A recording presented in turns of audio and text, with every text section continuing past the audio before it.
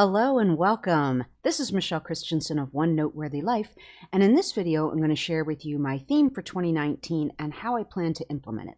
This is the second of two videos for my 2019 planning, and I'm filming in OneNote for Windows 10 just in case your screen looks a little bit different than mine.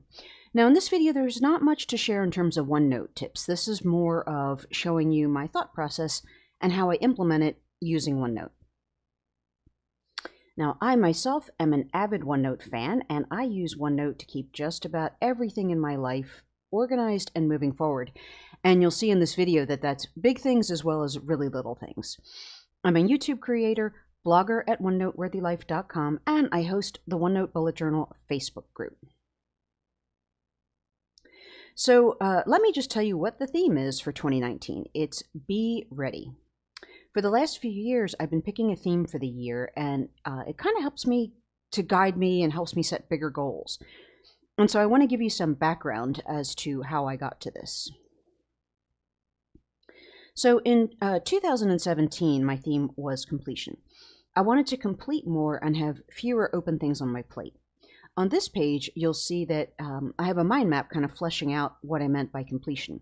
All of these things are areas that I wanted to focus on, getting more things completed and having less on my plate.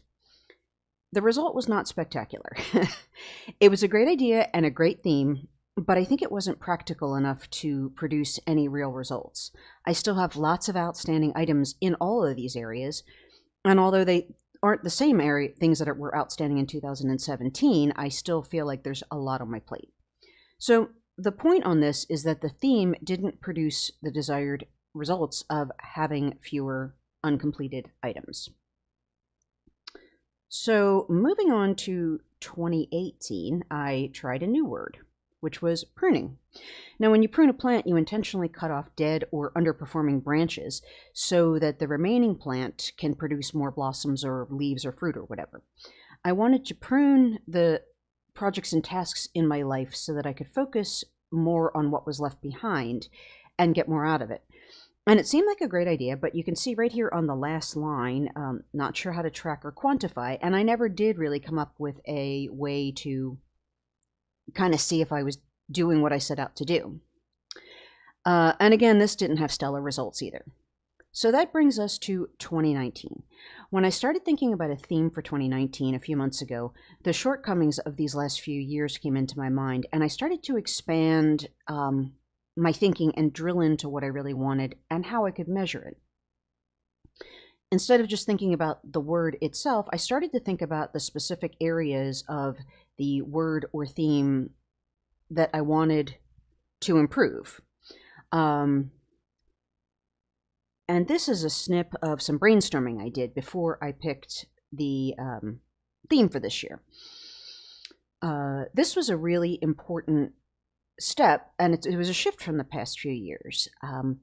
In the last few years, I've always just kind of grabbed a word that felt right, and this year I put more work in, and I will tell you, it was more work. It was less comfortable, but I think it will produce better results. So once I kind of did this brainstorming, I'm just going to run through this. I was thinking about areas that I wanted my theme for the year to help me with. So I have things like, I want to make traveling easier. I want to be able to handle emergencies. I want to be current on my U.S. postal mail that comes in. I tend not to deal with that because it's always stuff that's kind of annoying. I want to keep my laundry current. I want to keep the house decluttering current. And then there are things I want to do early, like pay my non-electronic bills, do my taxes early, set my vitamins up, home repairs, election ballots, etc. So again, this was just like sort of my brainstorming, like what are the areas I want to improve in. So I toyed around with a couple of ideas that would encapsulate this, and I eventually settled on the idea of be ready. It just seemed like a really strong and positive phrase that represents how I want to feel and be in my life. And when I first came up with this, I wanted to do a big visual mind map and work my way around using that. But when I started to work on it, I found that the list view was much more useful.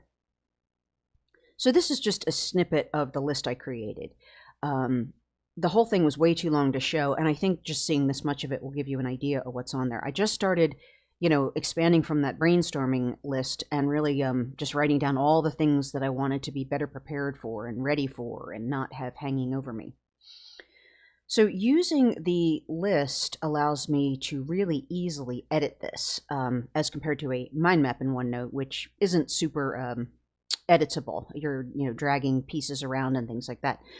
So like with this, I can drag and drop things as the mood strikes. So let me go ahead and show you that. Like I can drag this down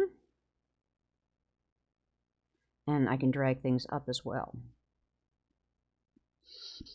And then finally, I hope that as time passes, I'll be able to split this page into 2 columns and put the areas that I've kind of completed and feel good about in the right-hand column and leave the items still to tackle in the left-hand column. Now, starting with the ideas on my brainstorming page, I worked backwards into what I thought was holding me up in these areas. So, for example, I feel like, let me go back to that brainstorming page. I do a lot of things last minute. That would be under this point that says do early. And it's not because I'm disorganized, and it's not because I like doing things at the last minute. Like, I think there are some people that really thrive on pressure and like the adrenaline rush of doing things last minute.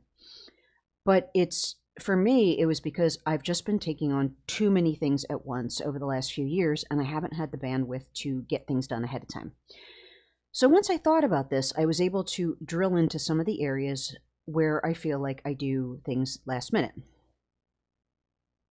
So these are just some of the areas that I do last minute. Every election I end up doing my ballot at the last minute instead of ahead of time, and it arrives weeks ahead of time. I could do it ahead of time. I want to have my vitamins set up for the week. I want to do home repairs ahead of time. I want to get my habit of decluttering current on my habit tracker. I have some kids in my life that I send gifts to, and I want to do that ahead of time. I want to pay my non-electronic bills ahead of time. I want to file my taxes ahead of time. So all of these things are things that I tend to do last minute that don't need to be done last minute.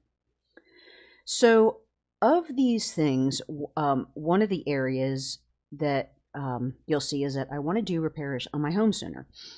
So sometimes with home repairs, I call someone to do it for me, but like a lot of things I like to do and can do on my own. But we've never really taken the time to get the tools and the supplies and the workspaces organized to facilitate this kind of repair. And as a result, the repairs take longer and they're less pleasant and they don't get done as quickly. Now, in fairness to my husband and I, we bought our house as a major fixer-upper, which means that there's always work to do. So we just haven't gotten to this particular project.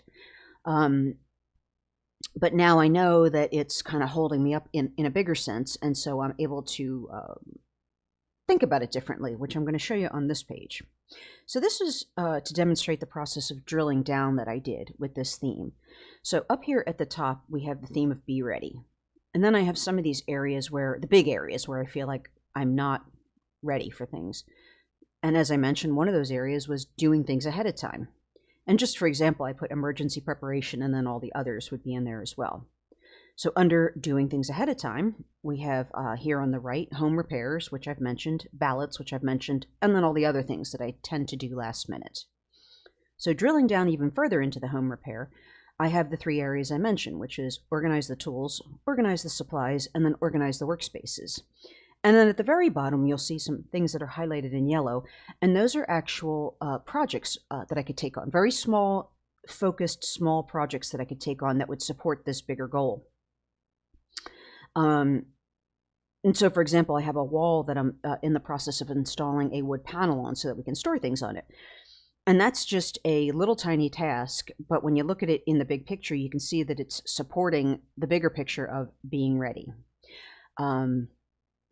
And now that I have this way of thinking about things, I can tackle, I know that that panel wall is a good thing to be doing and that it is supporting my bigger goal, and I can kind of tackle it with confidence knowing that it's taking me in the right direction.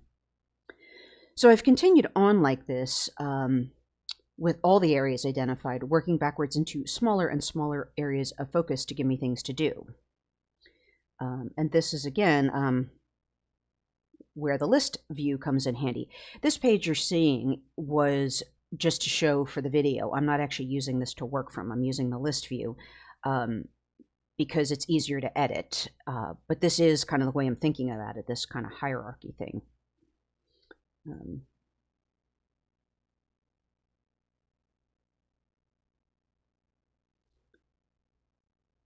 so going back to, so that's one thing I am kind of working on that, but going back to my list view, the first area I decided to work on was my practice of decluttering my house. Now, I use the practice suggested in the Fly Lady system, which is a system for keeping your house clean and tidy. And I'll link to that in the comments. But in that system, the suggestion is to do 15 minutes a day of decluttering. Now, decluttering for me isn't something that I do once and consider it done. It's more of a daily practice and a way of life. And when using the word declutter, most people think about getting rid of old papers or clothes that don't fit or things that you don't use. And I definitely do all of that. But I also include in this activity things that become clutter if you don't deal with them. So, for example, if I've washed my laundry and not put it away, well, that becomes clutter if I don't deal with it. So I consider, if I have that, I consider that part of the decluttering process to put that away. And I also include general tidying up in this process. And that way I can just take my 15 minutes, kind of move through the house and pick things up and put them away as I go and that kind of thing. And so this is a great habit, and it's really served me well. The problem is that I have fallen behind, and I don't like the results, obviously. So as you can see in this declutter thing, it's first on the list. I want to get my tracker current. So I use a habit tracker, and by looking at the tracker, I can see how many sessions I'm behind. And my plan is to try and improve on this each month until I hit that first milestone. Once I hit that, I will move on to the second milestone. And I have a tentative plan of what that is, but I'm not locking into that yet. So going through this process and drilling down has helped me to figure out what went wrong over the last 2 years, 2017 and 2018. The idea of the theme was great, but I didn't do the next step of creating tangible, measurable steps that I could do. And I also realized that in those annual themes and in my life in general, I take on way too much at once. Once I saw how much I really had to narrow down to figure out where to start on my theme of be ready, it was like a light bulb. Going back to 2017, there was no way I could make progress on all of those areas simultaneously, and obviously just having a mindset of completion didn't do the job for me. So overall, I'm really happy with this plan, and I'm also open to the idea that it might take a few years to work through this. Like, this may not be just a 2019 plan. It may be a life plan for the next period of my life. But I'm also psyched because I have these little tiny steps, and each of which represents kind of a victory and a movement in that direction. And each of those little steps will represent a small improvement, and I think over time those small improvements will start to add up. So I'm pretty excited about it. And then I just want to mention that really all 3 of those years, 2017, 2018, and 2019, are all getting at the same thing. It wasn't until my 3rd try this year that I had this aha moment of drilling down. So if there's something in your life that you're trying to improve, know that it may take a few tries, you might have to look at it from a few different angles, and it may even take a few years to get it going. So there we go. That's my theme for 2019 and how I plan to implement it. Let me know in the comments if you have a theme for this year or any year and how you plan to implement it. And as always, I love your questions and comments. And so if you do leave a comment, I'll do my best to get back to you. And if you want to see more videos like this, please subscribe by hitting the subscribe button. And if you like this, give me a thumbs up. Thanks for watching and have a great day and a great year. Bye-bye.